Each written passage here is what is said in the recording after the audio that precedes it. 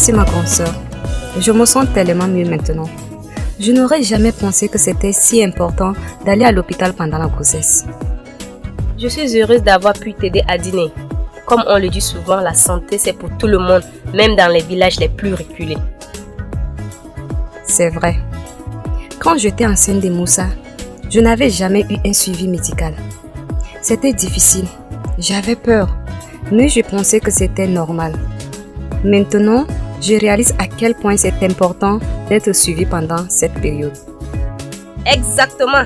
Et c'est pour ça qu'il faut en parler autour de nous. Beaucoup de femmes d'ici ne savent pas qu'elles peuvent avoir accès à ces soins, qui sont d'ailleurs presque gratuits. Tu as raison. Je devrais premièrement en parler à ton beau-frère quand je rentrerai au village et aussi à mes amis. Je suis certaine qu'elles voudront aussi voir une sage-femme et participer à des discussions comme celle de ce matin. Aïcha est tellement accueillante.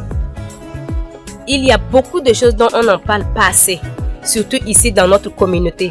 Je pense que l'une des meilleures façons de sensibiliser les autres, c'est de partager avec eux ce qu'on apprend à l'hôpital. C'est vrai. On peut montrer ce chemin aux autres. Quand on reviendra à l'hôpital dans 2 semaines pour le rendez-vous, on pourra amener d'autres femmes. La sage-femme a prévu une séance d'information et cela pourra les informer de certaines choses. Oui, c'est une très bonne idée. Nous allons d'abord leur parler de ce que nous savons et les rassurer en les expliquant que les soins à l'hôpital ne vont pas à l'encontre de nos traditions. D'accord, grande sœur. Une fois de plus, merci pour tout.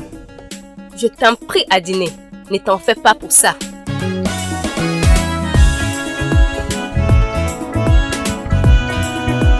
Mesdames, merci d'être restées pour cette séance d'information. Aujourd'hui, nous allons parler des tests essentiels à effectuer pendant la grossesse, en particulier ceux qui concernent les maladies sexuellement transmissibles comme le VIH et l'IST. Ces textes ne sont pas là pour vous juger, mais pour vous protéger votre santé et celle de vos bébés. Nous savons que ces maladies peuvent être silencieuses. C'est pourquoi il est indispensable de connaître votre statut afin d'agir rapidement et efficacement aux besoins. Vous avez toujours le choix, mesdames. Le consentement est fondamental. Personne ne vous forcera à faire quoi que ce soit. Cependant, il est important de comprendre les avantages de ces textes. Ils peuvent prévenir des complications graves, voire aussi sauver des vies. Si vous choisissez de ne pas les faire, vous risquez de passer à côté d'informations cruciales pour votre bien-être et celui de votre enfant. Alors vous parlez de quoi ici? Il y a des secrets que les hommes ne peuvent pas entendre? Pas du tout, monsieur. En fait, c'est important que les hommes aussi soient informés sur ces sujets. Beaucoup de maladies sexuellement transmissibles peuvent affecter la santé des 2 partenaires. Ah, je vois. Peut-être qu'il est temps que je m'assure que tout va bien aussi, non? C'est ça, Abouzen. Il faut prendre soin de toi aussi. Peut-être qu'on te piquera un peu pour vérifier. Oh non, je préfère laisser ça aux femmes. Moi, je suis solide comme un roc. Un roc, tu dis? Alors pourquoi tu te plains de tes douleurs de dos tout le temps? Touché. Bon, d'accord, je vais peut-être écouter la sage-femme après tout. Cela ne fera pas mal. C'est toujours bon de savoir. La santé, c'est une affaire de famille, pas seulement de femmes. Je vous laisse, mesdames, mais je garde un œil sur vous. N'oubliez pas, mesdames, ne vous sentez pas seul dans cette aventure. La CPN régulière et la vaccination sont des outils précieux pour assurer votre santé et celui de votre bébé. Nous sommes là pour vous soutenir. Bonjour mes chers enfants. Aujourd'hui, nous aborderons un sujet très important, le mariage précoce et le mariage forcé. Ces sujets sont très importants, surtout dans notre communauté où ces pratiques sont très fréquentes. Nous parlerons également des droits humains. Comme je viens de l'annoncer, vous devrez être attentifs et partager vos préoccupations afin d'en discuter avec tout le monde. Oui, tante Mariam. Voilà, comme tous les débats que nous aurons ici, celui-ci est essentiel pour vous instruire et vous sensibiliser, tout en permettant d'informer l'ensemble de la communauté de la Salam sur les enjeux importants. Avez-vous entendu parler de mariage précoce? Non, tante Mariam. Le mariage précoce, c'est lorsqu'une fille est donnée en mariage avant l'âge de la maturité, c'est-à-dire avant d'avoir atteint l'âge de 18 ans. Très bonne réponse, Karima. Vous avez compris? Oui, Tantine Mariam. J'aimerais savoir pourquoi les parents forcent-ils leurs filles à se marier à jeune âge? Très bonne question, Massal. Qui voudrait répondre? Les familles pensent parfois que le mariage précoce est une manière de protéger leurs filles. Bonne réponse, Halime. Qui voudrait compléter? Le mariage précoce est souvent dû à des croyances culturelles, à la pression sociale ou à la peur d'être mise en écart au sein de la société. Très bien, Karima. Qui connaît une autre cause du mariage précoce? Pour certains parents, il s'agit d'améliorer leur statut social en mariant leurs filles à des chefs ou des notables du village. C'est aussi une bonne réponse, Geneviève. Ces pratiques sont très courantes, malgré leurs conséquences. Pourtant, lorsqu'une fille est trop jeune, elle n'est pas prête, tant sur le point physique et mental à fonder un foyer. Alors, connaissez-vous les conséquences du mariage précoce? Elles sont nombreuses, mais les parents n'arrêtent pas de perpétuer cette pratique. C'est triste. Il y a beaucoup de conséquences, mais notre communauté continue de perpétuer ces pratiques. Nous espérons qu'en parlant ouvertement de ces dangers et des droits des filles autour de vous, vous pouvez influencer vos familles. La connaissance est une arme puissante pour changer les choses. Avez-vous des exemples de mariage précoce ou forcé que vous aimeriez partager avec nous? Ne soyez pas timide. Je connais beaucoup de filles qui ont dû abandonner l'école à cause du mariage sans atteindre l'âge de 18 ans. Malgré les rêves qu'elles peuvent avoir, elles sont tenues de laisser procurer leur foyer.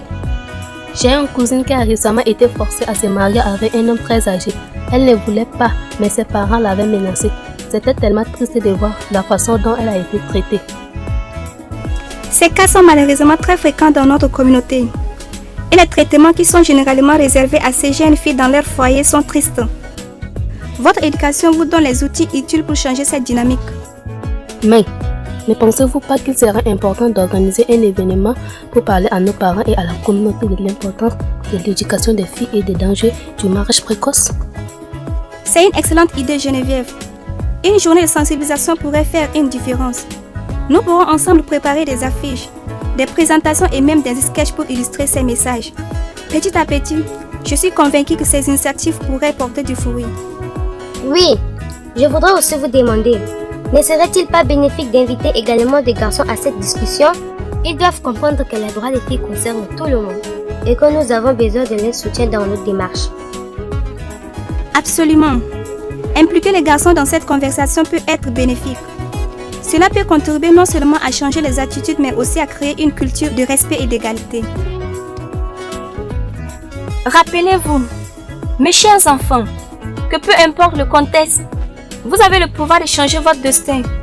En vous éduquant, en éduquant les autres, vous contribuerez à briser les chaînes du mariage précoce et de certaines pratiques que subissent les filles. Ensemble, nous pouvons bâtir un avenir meilleur pour toutes les filles en disant non au mariage précoce et oui à l'éducation des filles. Non au mariage précoce. Oui à l'éducation des filles.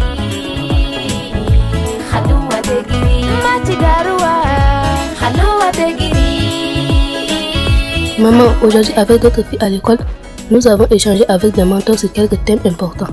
Nous avons discuté des dangers liés au mariage précoce et forcé, mais aussi des droits humains, particulièrement de ce que nous pouvons faire pour amener notre communauté à changer de mentalité sur ces sujets. Ah bon? Qu'est-ce que vous avez appris exactement? Les mentors qui nous ont instruits ont expliqué que beaucoup de jeunes filles sont forcées à se marier trop tôt. C'est ce qui les empêche de poursuivre normalement leurs études et réaliser leurs rêves. Elles nous ont appris que cela peut causer beaucoup de souffrance à la jeune fille, surtout des problèmes de santé. Elles nous ont insisté sur le fait que chaque fille doit avoir le droit de finir ses études, de travailler et de choisir son partenaire lorsqu'elle sera prête pour se marier. C'est bien que tu t'intéresses à ces genres de rencontres, ma fille. Cela t'apprendra beaucoup de choses. Je crois aussi que tu dois avoir la possibilité de choisir ton avenir, de continuer tes études pour t'occuper de nous plus tard. Le mariage peut venir en son temps quand tu auras le conjoint qui te convient. Merci maman. C'est un soulagement de savoir que tu me comprends. Je veux vraiment poursuivre mes études et me préparer pour l'avenir. Le mariage pour l'instant risquerait de m'empêcher d'accomplir cela.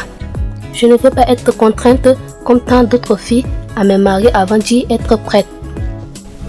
Oui ma fille, même si cela ne peut pas être évident, je te promets de te soutenir tant que je pourrai. Mais tu connais bien ton père. Il est très attaché aux traditions et il serait difficile de le convaincre à ce sujet. C'est ce qui me fait peur, maman.